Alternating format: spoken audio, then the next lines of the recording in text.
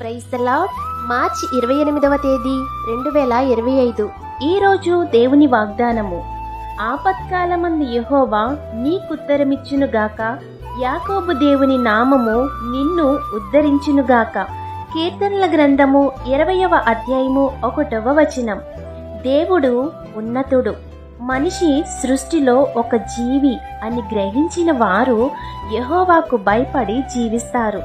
యెహోవాకు భయపడే వ్యక్తి సేవకుడు ఏమి చెప్తున్నాడో వింటాడు, విని ఆ వాక్య ప్రకారం జీవిస్తారు. అలా జీవించే వారికి ఎటువంటి ఆపద వచ్చినా, ఎటువంటి శ్రమ ఎదురైనా యెహోవా నీకు తోడుగా మీ ప్రక్కనే ఉంటారు. కాబట్టి ఈ వాగ్దానం మీ జీవితంలో నెరవేరాలని కోరుకుంటూ దేవుని సువార్త పరిచర్యలో మీ సహోదరి. Amen. God bless you. Download ShareChat.